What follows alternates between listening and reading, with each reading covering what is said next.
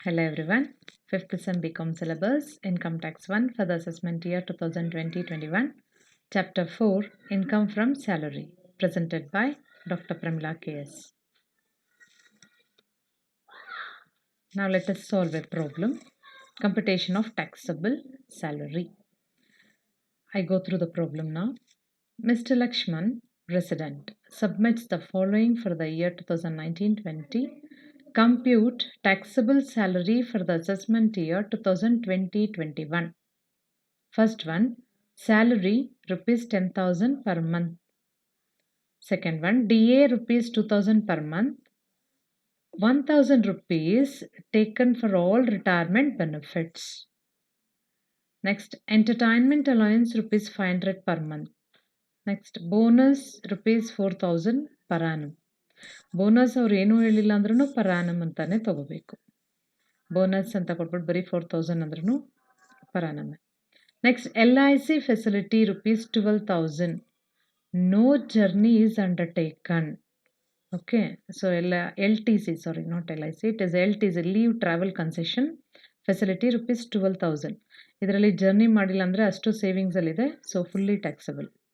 Next, own contribution to RPF rupees 8,000. Problem continues.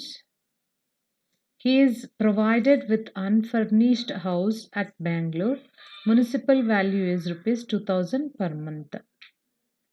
Next, employer provided is motor car 1,800 cc with the driver and met all expenses for official as well as for private purpose.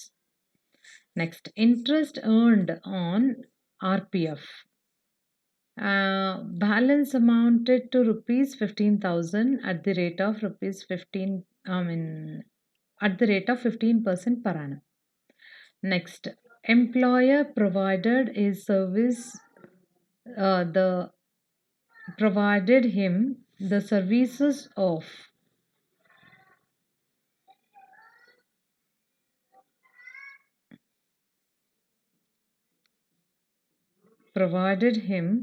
the services of a watchman and sweeper, paying rupees 500 for each.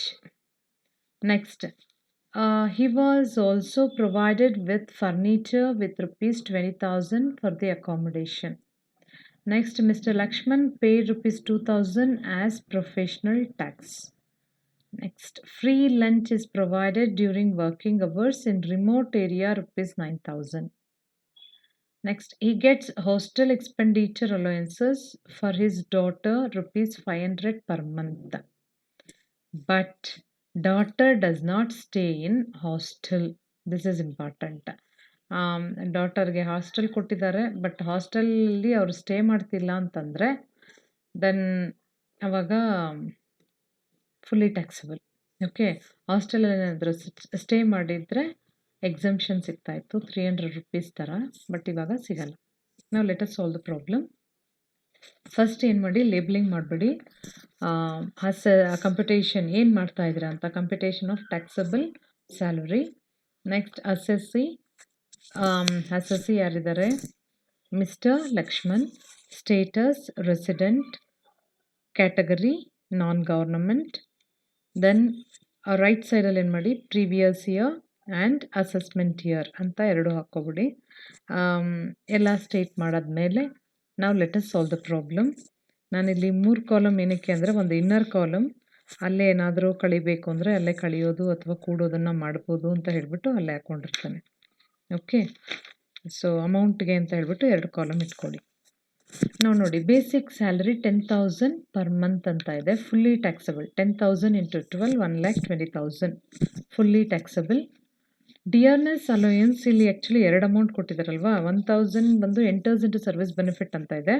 2,000 rupees ಏನಿದೆ ನೋಡಿ, ಆ 2,000 rupees full DA, ಅದರಲ್ಲಿ 1,000 enters into service benefit ಅಂತ ಕೊಟ್ಟಿರೋದು. ನಾವಿಲ್ಲಿ tax ಮಾಡಬೇಕಾದ್ರೆ full 2,000 tax ಮಾಡಬೇಕು. 2,000 × 12 24,000. Next one,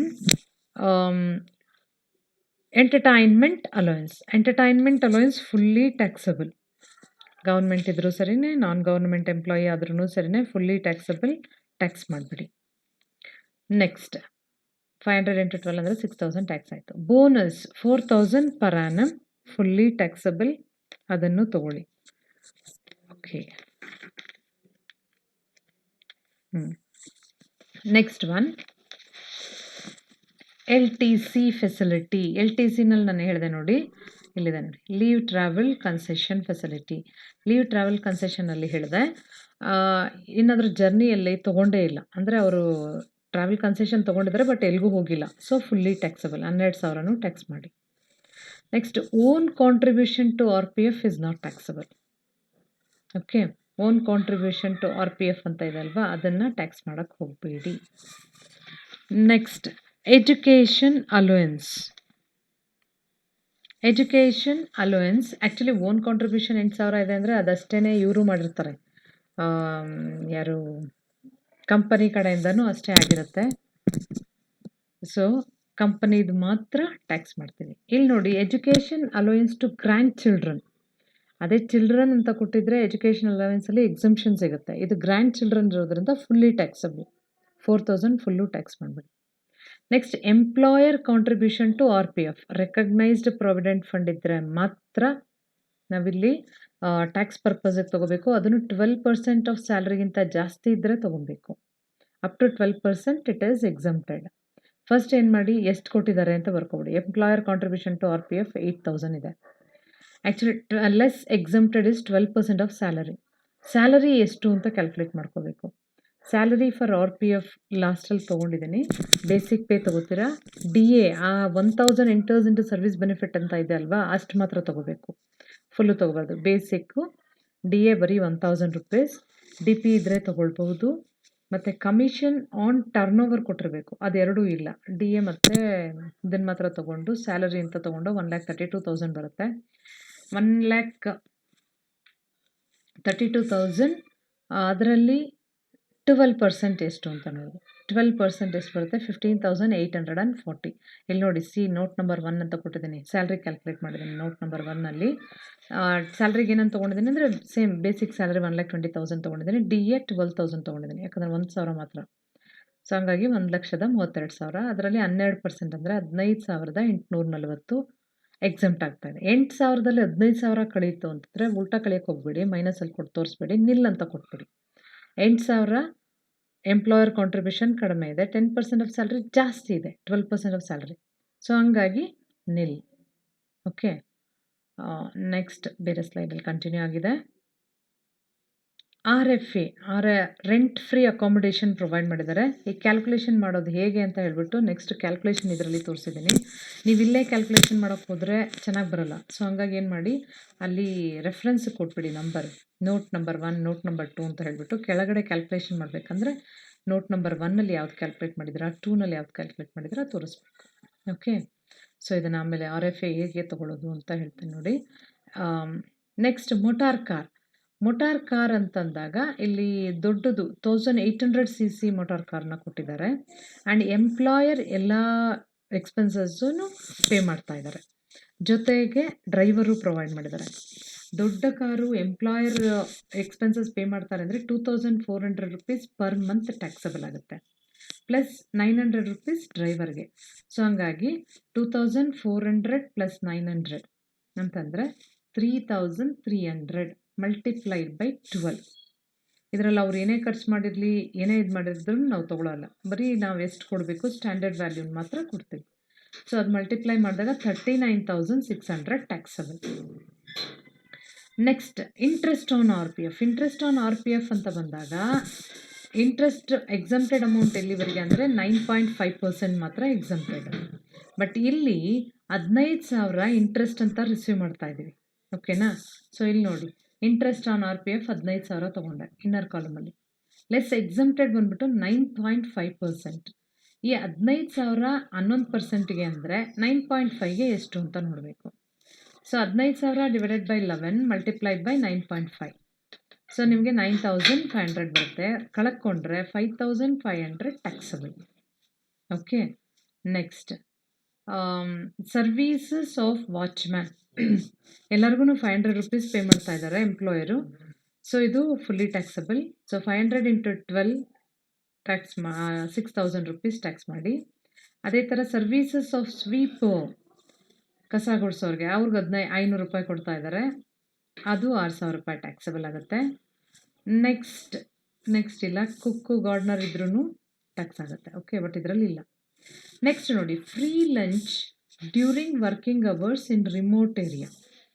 free lunch provide ಮಾಡಿದ್ದಾರೆ, ಬಟ್ ಇದು ರಿಮೋಟ್ ಏರಿಯಾನಲ್ಲಿ ಡ್ಯೂರಿಂಗ್ ವರ್ಕಿಂಗ್ ಅವರ್ಸಲ್ಲಿ ಕೊಟ್ಟು, ಬಟ್ ರಿಮೋಟ್ ಏರಿಯಾ ಇರೋದ್ರಿಂದ fully not taxable, tax free ಇದು.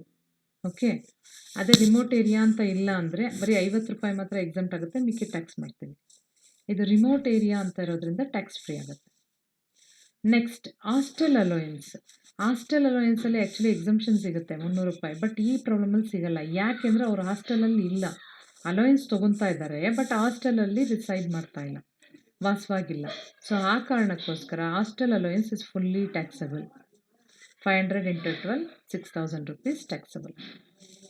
ಓಕೆ, ಸೊ ಇದಿಷ್ಟು ಆ್ಯಡ್ ಮಾಡಿದ್ರೆ you get gross salary. Gross salary ಬಂದು 2,57,900. ಈ ಗ್ರಾಸ್ ಸ್ಯಾಲರಿನಲ್ಲಿ ಸ್ಟ್ಯಾಂಡರ್ಡ್ ಡಿಡಕ್ಷನ್ನ ಕಳ್ಕೊತೀವಿ.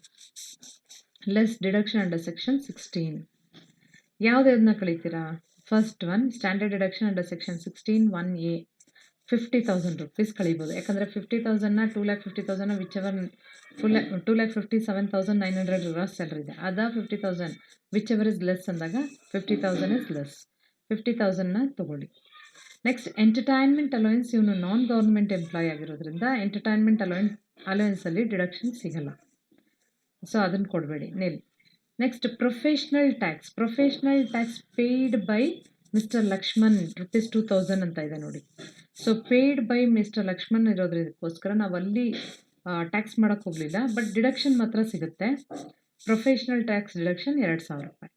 ಸೊ ಟೋಟಲ್ ಆಗಿ ಕಳೆಯುವಂಥ ಐಟಮ್ 52,000 ರೂಪಾಯಿ. 52,000 ಡಿಡಕ್ಟ್ ಮಾಡಿದ್ರೆ the remaining taxable amount is 2,05,900. Okay, okay, ಇದು ಕ್ಯಾಲ್ಕುಲೇಷನ್ಸ್ ನೋಡಿ. Calculation of salary for RPF ಅಲ್ಲಿ ಬೇಸಿಕ್ ಸ್ಯಾಲರಿ 1,20,000 ತೊಗೊಂಡ್ರೆ DA 1,000, enters into service benefit ಮಾತ್ರ ತೊಗೋಬೇಕು. ಸೊ 12,000. DP ಇಲ್ಲ, ಕಮಿಷನ್ ಇಲ್ಲ. ಕಮಿಷನ್ ಆನ್ ಟರ್ನ್ ಓವರ್ ಇದ್ರೆ ಮಾತ್ರ ತೊಗೋಬೇಕು, ಇಲ್ಲಾಂದರೆ ತೊಗೋಬಾರ್ದು. ಸೊ ಇದು ಟೋಟಲ್ ಆಗಿ 1,32,000 ಬಂತು.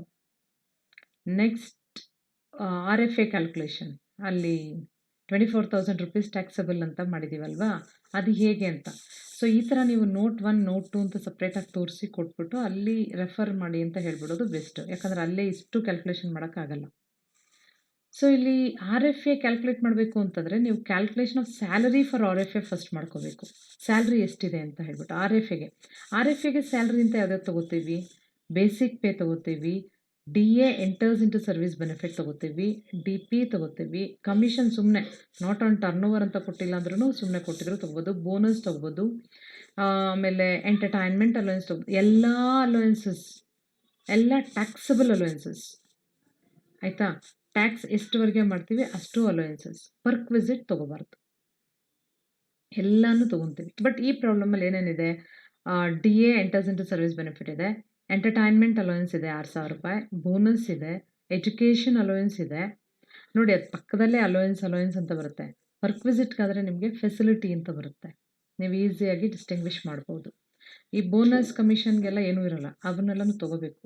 ಓಕೆ, ಸೊ ಇದೆಲ್ಲ ತೊಗೊಂಡಾಗ ನಿಮ್ಗೆ ಎಷ್ಟು ಬರುತ್ತೆ ಸ್ಯಾಲರಿ ಅಂತಂದರೆ 1,52,000 ಸ್ಯಾಲರಿ ಬಂತು. ಯಾವುದಕ್ಕೆ? RFAಗೆ, ರೆಂಟ್ ಫ್ರೀ ಅಕಾಮಿಡೇಷನ್ಗೆ ಆ್ಯಕ್ಚುಲಿ ಸ್ಯಾಲ್ರಿ ಸ್ವಲ್ಪ ಉದ್ದಕ್ಕಿರುತ್ತೆ. ಓಕೆ, ಎಲ್ಲ ಅಲೋಯನ್ಸಸ್ಸು ಇರುತ್ತಲ್ವ, ಹಂಗಾಗಿ. ಸೊ ಸ್ಯಾಲ್ರಿ ಮಾಡಿದ್ಮೇಲೆ you can calculate value of RFA. Value ನೋಡಬೇಕು ಅಂತಂದರೆ ಇಲ್ಲೇನು ಮಾಡಿ, ಇದು ಏನಂತ ಕೊಟ್ಟಿದ್ದಾರೆ, ರೆಂಟ್ ಪೇಯ್ಡ್ ಏನು ಕೊಟ್ಟಿಲ್ಲ, ಅಂದರೆ ಎಂಪ್ಲಾಯರ್ ಹೌಸ್ ಆಯಿತು, ನಾನ್ ಗೌರ್ಮೆಂಟ್ ಎಂಪ್ಲಾಯಿ ಆಯಿತು. ಸೊ ಇವಾಗ ಪಾಪ್ಯುಲೇಷನ್ ನೋಡಬೇಕು. ಸೆಕೆಂಡ್ ಇದರಲ್ಲಿ ಎಷ್ಟು ಪಾಪ್ಯುಲೇಷನ್ ಇದೆ. ಬ್ಯಾಂಗ್ಳೂರು ಅಂತ ಹೇಳ್ತಾ ಇದ್ದಾರೆ, ಬ್ಯಾಂಗ್ಳೂರಲ್ಲಿ ಡೆಫಿನೆಟಾಗಿ ಮೋರ್ ದ್ಯಾನ್ 25 lakhs ಅಲ್ವಾ. ಸೊ ಹಂಗಾಗಿ ಬ್ಯಾಂಗ್ಳೂರ್ ಪಾಪ್ಯುಲೇಷನ್ ಕೊಟ್ಟಿರೋದ್ರಿಂದ 15% ಆಫ್ ಸ್ಯಾಲರಿ ಅಂತ ತೊಗೋತೀರ. 15% ಆಫ್ 1,52,000 ಅಂತ ಅಂದಾಗ 22,800 ರೂಪೀಸ್ ಬರುತ್ತೆ. ಓಕೆ, ಈ 22,800ಗೆ ಪ್ಲಸ್ ಫರ್ನಿಚರ್ ಕೊಡ್ತಾ ಇದ್ದಾರೆ ನೋಡಿ, 20,000 ರೂಪಾಯಿ ಕಾಸ್ಟ್ ಆಫ್ ಫರ್ನಿಚರ್ 20,000 ಆಯಿತು ಅಂತ. ಸೊ ಅದರ 10% ತೊಗೊಳ್ಳಿ, 2,000 ರೂಪಾಯಿ ಬರುತ್ತೆ. ಸೊ ಇದೊಂದು 22,800 ಪ್ಲಸ್ 2,000 24,800 ರೂಪಾಯಿ taxable RFA, rent free accommodation. Okay, 14 marks ಪ್ರಾಬ್ಲಮಲ್ಲಿ ಐದರ್ ನಿಮಗೆ RFA ಆದರೂ ಕೊಡ್ತಾರೆ, ಇಲ್ಲಾಂದರೆ HRA ಆದರೂ ಕೊಡ್ತಾರೆ. ಎರಡರಲ್ಲಿ ಒಂದಾದರೂ ನೀವು ಸಾಲ್ವ್ ಮಾಡಲೇಬೇಕಾಗತ್ತೆ. ಓಕೆ, ಮತ್ತು ಈ RFA ಕೆಲವೊಂದು ಸತಿ ಬರೀ 6 ಮಾರ್ಕ್ಸ್ಗೂ ಕೇಳ್ತಾರೆ, ಬರೀ ಕ್ಯಾಲ್ಕುಲೇಟ್ ರೆಂಟ್ ಫ್ರೀ ಅಕಾಮಡೇಷನ್ ಅಂತ ಹೇಳ್ಬಿಟ್ಟು. ಸೊ ಅಲ್ಲಿ ನೀವು ನೋಡ್ಕೋಬೇಕಾಗಿರೋದು ಏನು ಅಂದರೆ, ಒಂದು ಫಸ್ಟು ಗೌರ್ಮೆಂಟಾ ನಾನ್ ಗೌರ್ಮೆಂಟಾ ಫಸ್ಟ್ ನೋಡ್ಕೊಳ್ಳಿ, ಯಾಕಂದರೆ ಟ್ಯಾಕ್ಸ್ ಟ್ರೀಟ್ಮೆಂಟ್ ಬೇರೆ ಇರುತ್ತೆ. ಆಮೇಲೆ ನಾನ್ ಗೌರ್ಮೆಂಟ್ ಅಂತ ಆದಮೇಲೆ ಎಂಪ್ಲಾಯರ್ ಹೌಸಾ ಅಥವಾ ಎಂಪ್ಲಾಯರೇ ಬಾಡಿಗೆಗೆ ತೊಗೊಂಡಿದ್ದಾರಾ ಅದನ್ನು ನೋಡಿ. ಎಂಪ್ಲಾಯರ್ ಹೌಸ್ ಆದರೆ ಆಮೇಲೆ ಪಾಪ್ಯುಲೇಷನ್ ನೋಡಿ. ಪಾಪ್ಯುಲೇಷನ್ 25 ಲ್ಯಾಕ್ಸ್ಗಿಂತ ಜಾಸ್ತಿ ಇದೆಯಾ, 10 to 25 ಲ್ಯಾಕ್ಸ್ ಇದೆಯಾ, ಅಥವಾ 10 ಲ್ಯಾಕ್ಸ್ಗಿಂತ ಕಡಿಮೆ ಇದೆಯಾ? ಯಾಕಂದರೆ ಟ್ಯಾಕ್ಸ್ ಟ್ರೀಟ್ಮೆಂಟ್ ಬೇರೆ ಬೇರೆ ಇರುತ್ತೆ. ಸೊ ಹಂಗಾಗಿ ಅದನ್ನು ಗಮನದಲ್ಲಿಟ್ಕೊಂಡು ಇದನ್ನು ಪ್ರಾಬ್ಲಮ್ ಮಾಡಬೇಕು. ಓಕೆ.